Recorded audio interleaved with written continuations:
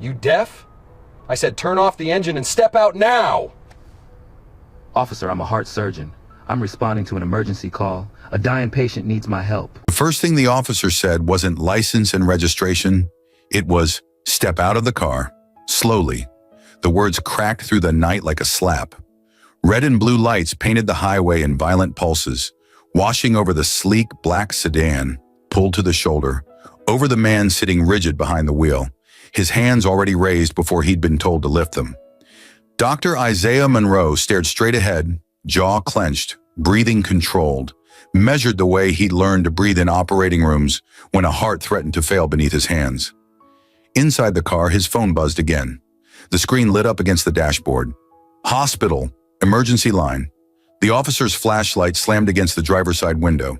He tapped on the driver's side window. "You deaf?" the officer barked. "I said step out." Isaiah lowered the window an inch, cold air knifing into the car. "Officer, I'm a heart surgeon. I'm responding to an emergency call. A woman is..." The officer laughed, not amused laughter, the kind that stripped meaning from words. "A surgeon," he repeated, "in that car." His beam dragged slowly across Isaiah's face, his dark skin, his scrubs visible beneath a half-zipped jacket. "Yeah," the officer said. "Sure you are." Isaiah kept his hands visible, 10 and 2, just like his father taught him, just like he'd taught his residents. Control what you can when everything else is chaos. "My credentials are on my dashboard," Isaiah said evenly. "I can show you. Please, every minute matters." The officer stepped closer, too close. "Turn the engine off." Isaiah did. "Keys on the roof," he complied. Another cruiser rolled up behind the first, lights flaring brighter, louder. The highway was otherwise empty, just asphalt stretching into darkness, the kind of road where time either saved lives or stole them. The officer leaned in, voice dropping low. "You know what's funny?" he said.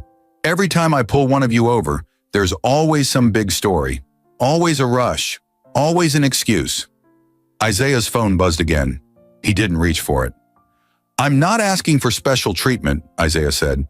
"I'm asking to go do my job." "Your job," the officer repeated, smirking. "And what job is that exactly?" "I repair hearts," Isaiah said. "Tonight someone's heart is failing." The officer straightened, lips curling.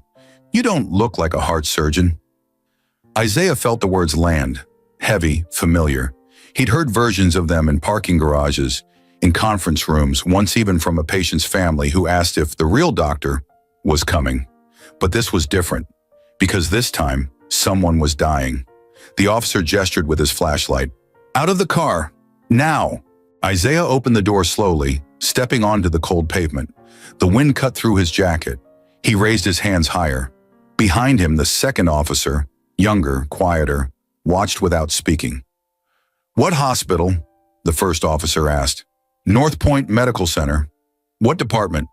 "Cardiothoracic surgery." The officer scoffed. "Big words." Isaiah closed his eyes for half a second, then opened them again. "Stay calm, stay upright, stay alive." "Sir," Isaiah said, voice steady but urgent, "I'm on call. I was summoned for an emergency bypass. The patient won't survive without immediate intervention." The officer leaned closer. Isaiah could smell coffee on his breath. "You expect me to believe that a guy speeding down the highway in a luxury car at midnight just happens to be some kind of hero doctor?" Isaiah said nothing. Silence stretched. The officer smiled like he'd won something. "License. Registration." Isaiah told him exactly where they were, narrated every movement, no sudden gestures. The officer took the documents, studied them longer than necessary. "Nice address," he muttered. "Funny how that works." Isaiah's phone rang, loud, relentless. The officer looked at it, then at Isaiah. "Don't touch that." "That's the operating room," Isaiah said. "They're trying to keep her alive." The officer picked up the phone. Isaiah's breath caught. "Officer, please." The officer silenced it, ended the call, slipped the phone into his pocket. The world tilted. Something inside Isaiah cracked. Not rage, not fear, but something colder. "You just cost her time," Isaiah said quietly. The officer's smile vanished. "Watch your tone." She's bleeding internally, Isaiah said. Every second without intervention reduces her chances. You should have thought about that before speeding, the officer snapped. Turn around. For what? For a search. The younger officer shifted uncomfortably. Is that necessary? She asked. The first officer shot her a look. You got something to add? She didn't. Isaiah stood still as the trunk was popped, his medical bag unzipped, sterile instruments exposed to the cold air, like accusations. Knives, the officer said. Figures. They're surgical tools, Isaiah replied. You're contaminating them. The officer didn't care. Minutes crawled. Isaiah watched the dashboard clock through the windshield. Each tick felt like a hammer striking bone. He imagined the operating room, the monitors, the alarms, hands compressing a chest that refused to cooperate. He imagined the woman on the table, faceless, nameless to him still, but real, desperate, surrounded by strangers fighting to keep her alive. His phone buzzed again, muffled in the officer's pocket. The officer ignored it. Isaiah swallowed hard. I'm begging you, he said finally. Let me go. Arrest me later. Write me every citation you want. Just let me get there. The officer stepped forward. Begging, he said.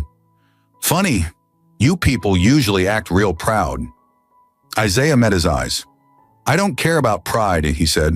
I care about life.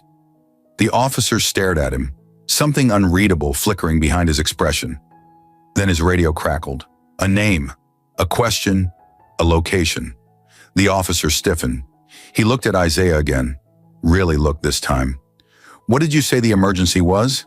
He asked. Isaiah's heart hammered. Cardiac failure, he said. The patient is a woman. The officer's hand tightened around the radio. What's her name? He asked. Isaiah shook his head. I don't know. I was pulled over before I could get the chart. The officer turned away, voice low into the radio.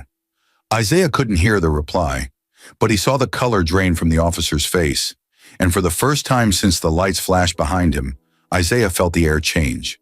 Something was coming, something that would make every word spoken on this road impossible to take back. Isaiah watched the officer's shoulders square, as if the night itself had just placed a weight on his spine. The radio crackled again. Short, clipped words, a voice trying to stay professional, while something underneath it trembled. The officer turned back slowly. His flashlight beam wavered. Not much, just enough for Isaiah to notice. What hospital did you say? The officer asked again, as if repeating it could change what he'd heard. North Point Medical Center, Isaiah answered, careful. Cardiothoracic, on call. The younger officer standing near the passenger door looked at the first officer like she sensed the shift too.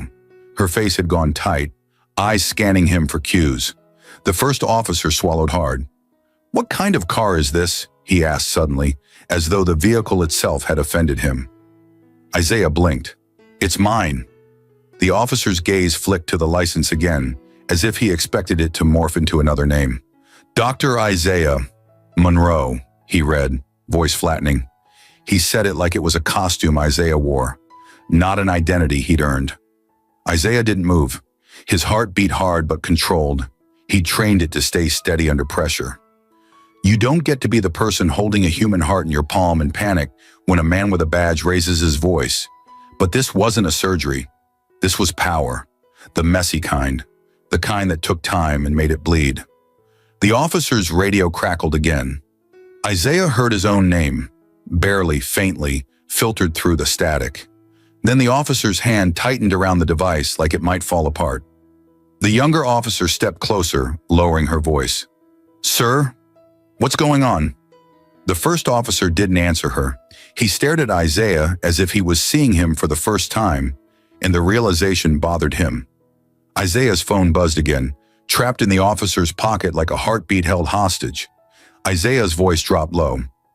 Officer, please, whoever is on that table doesn't have time for this. The officer's mouth twitched.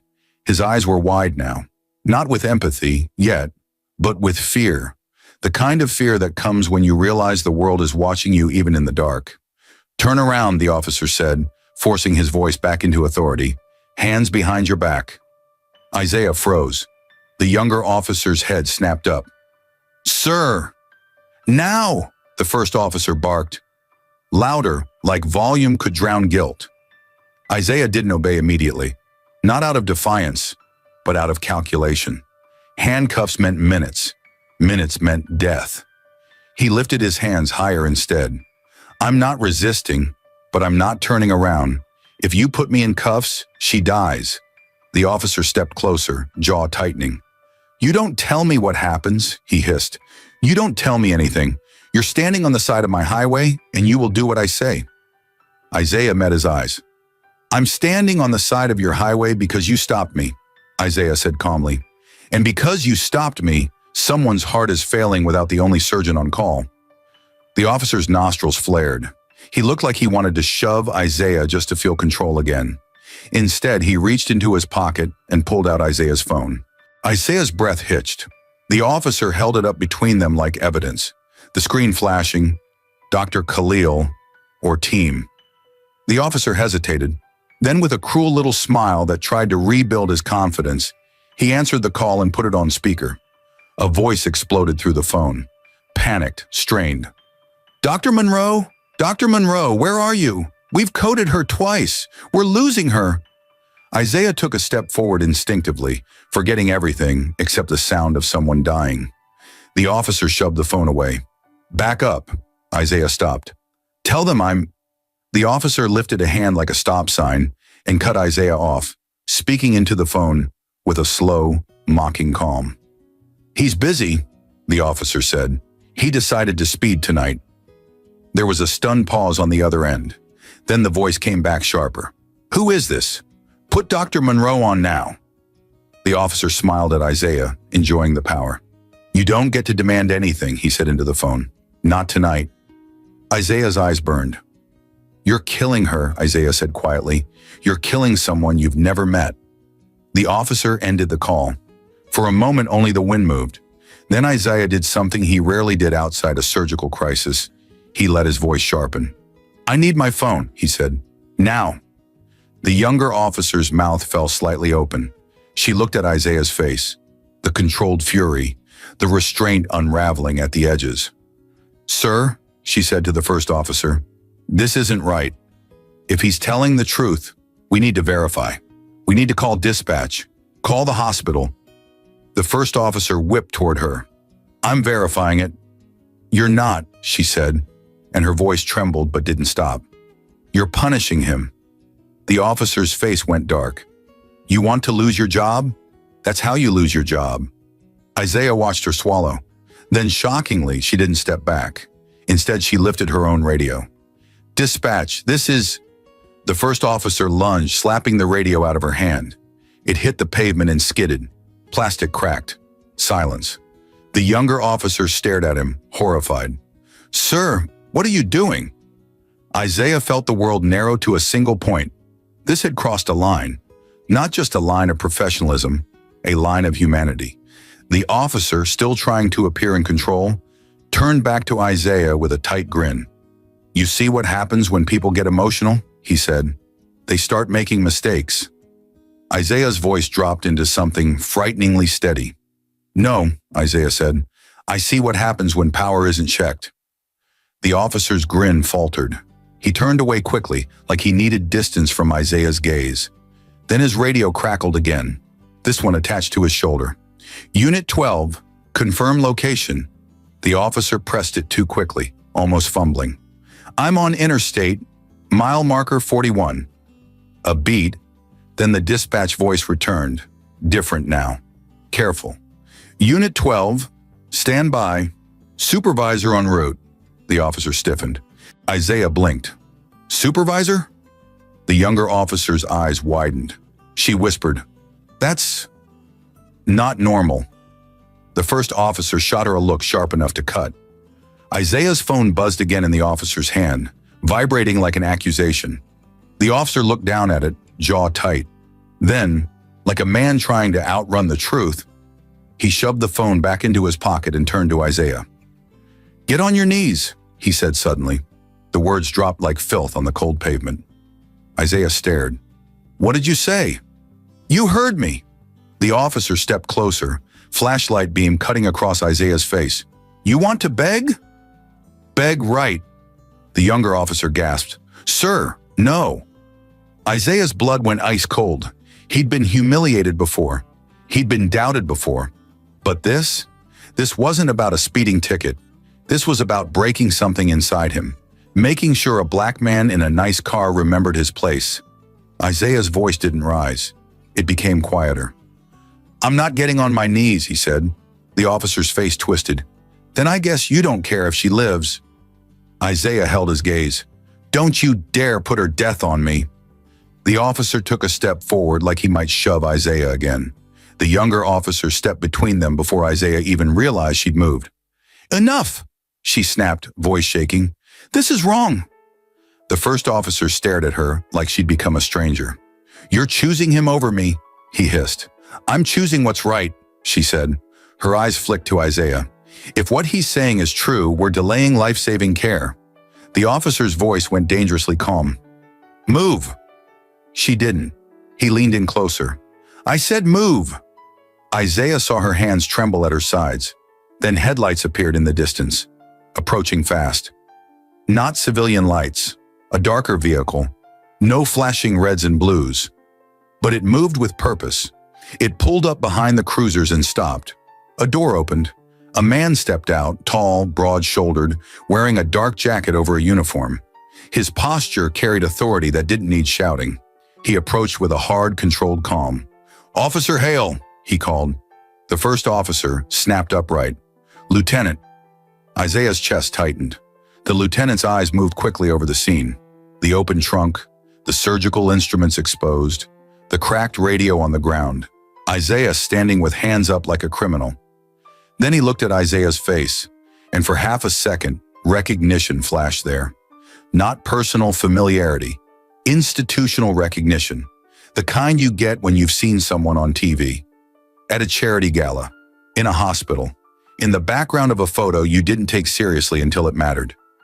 He stopped in front of Isaiah. Sir, are you Dr. Isaiah Monroe? Isaiah's throat burned. Yes. The lieutenant's expression changed, subtly but unmistakably. What emergency? He asked, suddenly urgent. Isaiah swallowed. Acute cardiac collapse. Emergency surgery. I was called in. Name of the patient? The lieutenant asked quickly. Isaiah shook his head. I don't know. I didn't make it to the chart. The lieutenant's jaw tightened. He turned sharply to Officer Hale. You have his phone? Officer Hale's mouth opened, closed. I secured it. The lieutenant's voice dropped, lethal. Give it to me. Hale hesitated. The lieutenant didn't ask again. Hale fumbled, pulling the phone from his pocket and handing it over like it weighed 100 pounds. The lieutenant looked at the screen. Calls, messages, emergency notifications stacking up. Then he tapped a number and put the phone to his ear. Isaiah heard ringing. One ring. Two. A voice answered, frantic and hoarse. North Point OR. This is Dr. Khalil. Where is Dr. Monroe? The lieutenant's voice cracked through the night.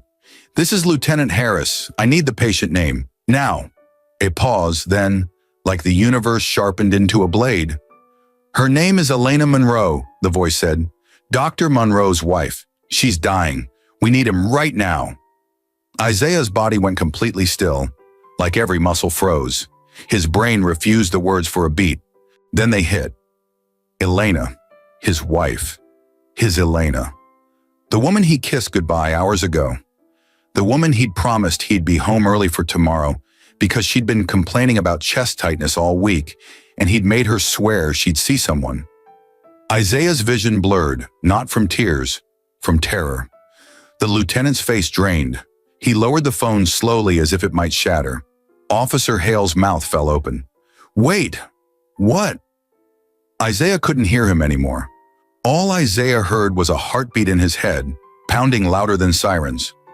All Isaiah saw was Elena, laughing in the kitchen, tying her robe, rolling her eyes when he told her to rest. All Isaiah felt was time, and the crushing certainty that those minutes on the shoulder weren't just minutes. They were pieces of her life. The lieutenant turned on Officer Hale. His voice wasn't loud. It was worse. It was controlled. You stopped him. the lieutenant said. "You stopped the only man who can save his wife." Hale's face crumpled. "Sir, I didn't know." "You didn't know?" the lieutenant hissed. "You didn't know because you didn't care to know." Isaiah moved like a machine. He snatched his keys from the roof, hands shaking. "I'm leaving," Isaiah said, voice breaking for the first time. "Now." The lieutenant stepped aside instantly. "Go, I'll clear the route." Officer Hale reached out as if to stop him, then thought better of it. Isaiah slid into the driver's seat and started the engine. The lieutenant leaned in through the window, eyes wide with urgency and guilt. "Doctor," he said, voice rough. "I'm sorry, I'm clearing you. No one touches you again. No one stops you." Isaiah's eyes burned. He didn't have time to answer. He threw the car into gear. Tires bit the pavement. The sedan surged forward, slicing into the night. In the rearview mirror, Isaiah saw the lieutenant grab Officer Hale by the collar and shove him back hard, pointing at the open trunk, the scattered instruments, the cracked radio. Isaiah couldn't hear the words, but he didn't need to, because the truth was louder than anything. The patient wasn't a stranger. The patient was his wife. And while a man with a badge played power games on the shoulder of a highway, Elena Monroe was bleeding out on an operating table, waiting for her husband to save her life. Isaiah didn't remember the drive. Later, fragments would return in flashes, streetlights streaking like falling stars, the speedometer climbing higher than he'd ever allowed it to before, his hands gripping the wheel so hard his knuckles burned. But in that moment, his body took over. Surgeon mode, survival mode. Every red light ahead turned green before he reached it. Police cruisers appeared at intersections, blocking traffic that didn't exist anyway, waving him through like the road itself had finally understood what was at stake. His phone sat on the passenger seat now, buzzing constantly. He didn't answer. He already knew everything that mattered. Elena. Cardiac collapse. Dying. The word wife echoed in his head like a siren. He thought about the last conversation they'd had that evening. How she'd teased him for working too much. How she'd complained about a tightness in her chest, and he'd brushed it off as stress because he was the heart surgeon, and she was strong, and nothing bad ever happened to them. The highway curved, and the hospital rose ahead. White, massive, glowing like a promise and a threat all at once. Isaiah swerved into the emergency drive, tires screaming as he stopped crooked in the drop-off lane. He didn't park. He didn't lock the door. He was already running. Automatic doors slid open, and chaos swallowed him whole. "Dr. Monroe!" Dr. Khalil met him halfway down the corridor. Scrubs soaked through with sweat and blood that wasn't his. His eyes were red, frantic. "She's crashing," Khalil said, not slowing. "We've coded her 3 times. Blood pressure won't stabilize. She's barely holding." Isaiah didn't respond. He couldn't, because suddenly Elena wasn't an abstract patient anymore. She was a body on a gurney racing ahead of him, monitors screaming, nurses shouting numbers that made his stomach twist. "Heart rate 40! Pressure dropping! She's not responding!" Isaiah caught sight of her face for half a second as they turned into the surgical wing. Pale, her dark curls plastered to her forehead with sweat. His chest constricted so hard it hurt. Not her. Please not her. "Or 3 is prepped," someone yelled. Isaiah stripped his jacket off as he ran, threw it at a wall, yanked his watch from his wrist. Muscle memory took over. Scrub in, hands under water. Soap, brush, count. His hands were steady now. They always were when it mattered most. Dr. Khalil spoke fast as Isaiah scrubbed.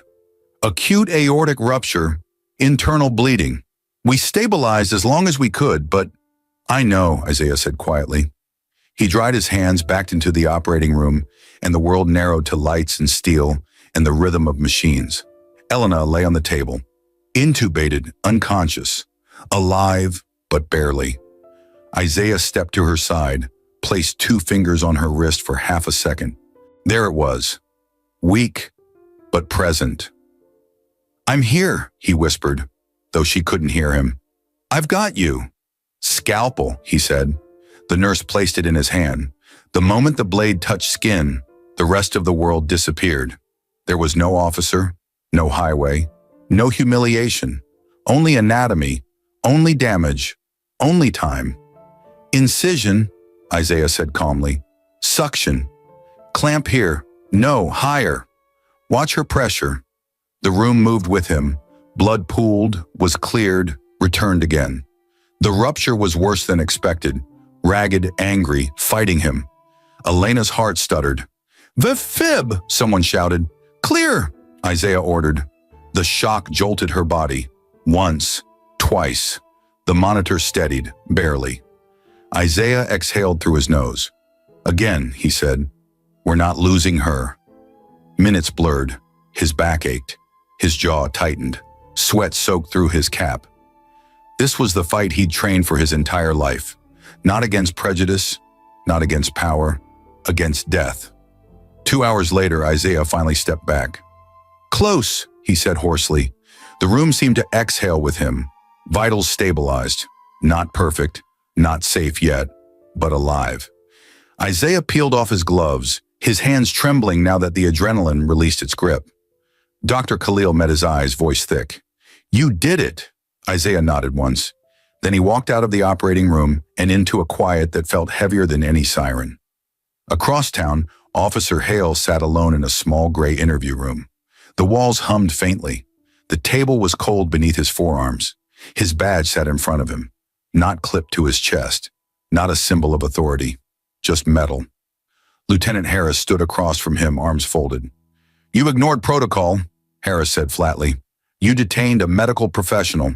You interfered with an emergency call. You escalated unnecessarily. Hale rubbed his face. I didn't know it was his wife. Harris slammed his palm on the table. That's the point. Hale flinched. You didn't know because you never tried to know, Harris continued. You saw a black man in a nice car and decided he was lying. You ignored credentials. You ignored a dying patient. Hale's voice cracked. I thought he was trying to play me. You played yourself, Harris snapped, and you almost killed someone. Silence fell. Hale stared at his hands. For the first time that night, there was no one to intimidate, no one to dominate, just the weight of what he'd done. Is she? Hale whispered. Harris's jaw tightened. She survived because he got there in time, barely. Hale sagged back in his chair like his bones had turned to dust. She's alive, he breathed. Yes, Harris said coldly. Despite you, Hale swallowed hard. I need to apologize, he said suddenly. To him, to the doctor. Harris studied him. You don't apologize to erase consequences. You apologize because you understand the harm. Hale nodded rapidly. I do. I swear I do. Harris gathered the files. You'll have your chance. But understand this. What happens next isn't up to you.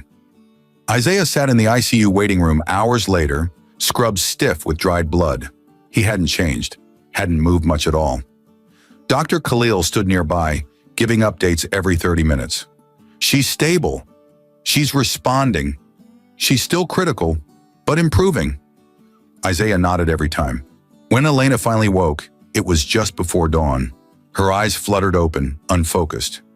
Isaiah leaned forward instantly. Elena, he whispered.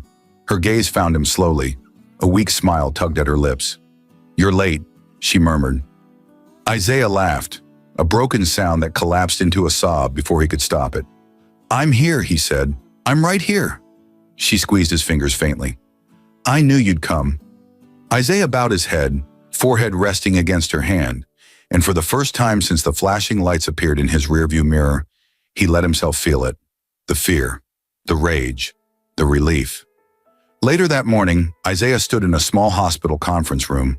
Officer Hale stood across from him. No uniform jacket, no weapon, just a man.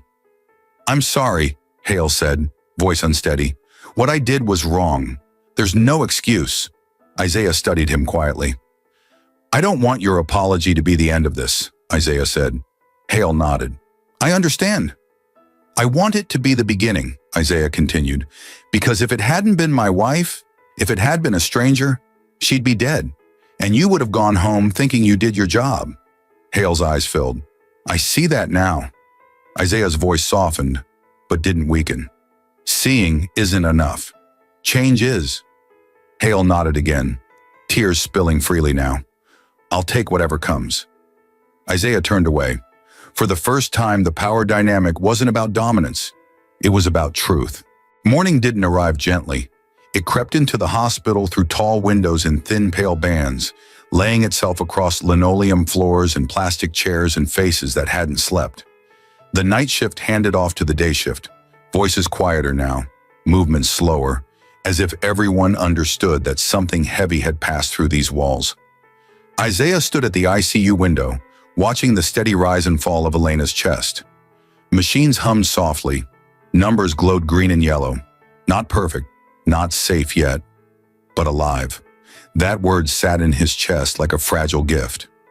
Behind him, footsteps approached, measured, respectful. Lieutenant Harris stopped a few feet away. "Doctor," he said, "may I speak with you?" Isaiah nodded without turning. Harris hesitated. "First, I'm glad your wife survived." Isaiah finally looked at him. "So am I." Harris exhaled. "What happened last night is under formal investigation. Officer Hale has been relieved of duty pending review. Body cam footage, dispatch logs, hospital call records, it's all being documented." Isaiah listened, face unreadable. "This isn't about protecting the department," Harris continued. "It's about accountability." Isaiah turned back to the window. "Accountability isn't a word," he said quietly. "It's an action." Harris nodded. "I know." There was a pause, long enough for honesty to enter the room. "I've worn this uniform for 27 years, Harris said. "I've seen good officers do bad things because no one stopped them early enough. Because silence felt easier than intervention." Isaiah didn't respond. "I failed to stop that culture," Harris added. "Last night made that clear." Isaiah finally spoke. "Last night didn't create that culture. It just exposed it." Harris accepted the truth without defense. "You're right. News travels fast when injustice collides with irony. By noon, the story was everywhere. A surgeon detained, a dying patient, a traffic stop that became something else entirely. Footage from nearby traffic cameras surfaced. Dash audio leaked. Dispatch transcripts spread online. People didn't need commentary, they could hear it. The tone, the assumptions, the casual cruelty wrapped in authority. Outside the hospital, reporters gathered. Cameras clicked. Microphones crowded the sidewalk. Isaiah didn't come out. He stayed inside, sitting at Elena's bedside, reading the lines of her face like he'd studied anatomy textbooks, memorizing every detail, reminding himself that she was still here. When she woke again, stronger this time, she squeezed his hand and whispered, "I heard." He frowned. "Heard what?" She smiled faintly. "Everything." Isaiah closed his eyes. "I'm sorry I wasn't there sooner." Elena's fingers tightened around his. "You were exactly where you needed to be," she said. "And so was the truth." Officer Hale sat alone at home that night, uniform folded on the chair across from him. He hadn't turned on the TV. He didn't need to. The words replayed in his head without help. "Get on your knees. You don't look like a surgeon. I don't care about your story."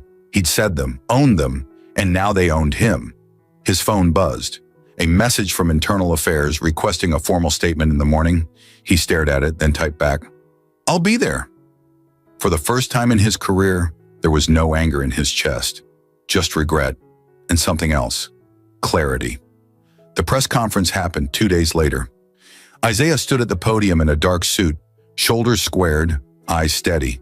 Elena sat in the front row, wrapped in a blanket, alive enough to be there. Cameras flashed. "Dr. Monroe," a reporter called, "what do you want to see happen now?" Isaiah didn't rush his answer. "I want systems to change," he said, "because this wasn't about one officer on one night. It was about what happens when assumptions go unchecked and silence becomes policy." Another reporter shouted, "Do you forgive him?" Isaiah paused. "Forgiveness isn't the point," he said. "Understanding is, and responsibility." The room went quiet. "I survived last night," Isaiah continued. "My wife survived last night, but many people don't, and they don't get cameras or headlines or second chances." He looked directly into the lens. "That's why this matters." Weeks passed. Officer Hale resigned before the investigation concluded. Not to escape consequences, but because he knew staying would make them meaningless. In a written statement released publicly, He admitted wrongdoing, not carefully worded, not sanitized. He named it. Bias, abuse of authority, failure of judgment. Some called it too late, others called it rare. Isaiah read it once, then set it down. Elena recovered slowly. Physical therapy, follow-ups, long walks that began as shuffles.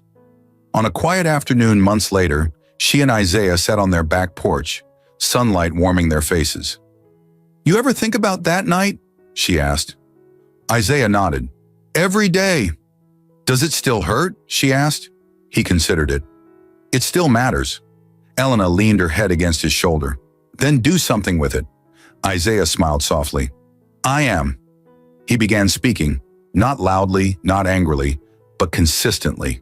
Medical conferences, community forums, police academies. He told the story without embellishment. He talked about time, about power, about what happens when dignity meets indifference. He never named Officer Hale in his talks. He named the behavior. He named the cost. And he named the choice every witness has, to speak or to stand still. One evening, Isaiah received an email from a young medical student. "Dr. Monroe, I watched the footage. I read your statement. I've been questioned in scrubs too. I've been followed in parking garages. Last night, for the first time, I didn't feel crazy for noticing it. Thank you for standing." Isaiah stared at the screen for a long moment. Then he typed back, "Keep standing. Don't let them convince you you're alone." Months later, Isaiah ran into Officer Hale unexpectedly. At a community mediation program, Hale had joined as part of his accountability process. They stood awkwardly across from each other. Hale spoke first. "I don't expect forgiveness," he said. "I just want you to know I'm trying to do better. Every day." Isaiah studied him. "Trying isn't enough," Isaiah said, "but it's where change starts." Hale nodded. "I know." They parted without shaking hands. They didn't need to. Life didn't return to normal. It moved forward.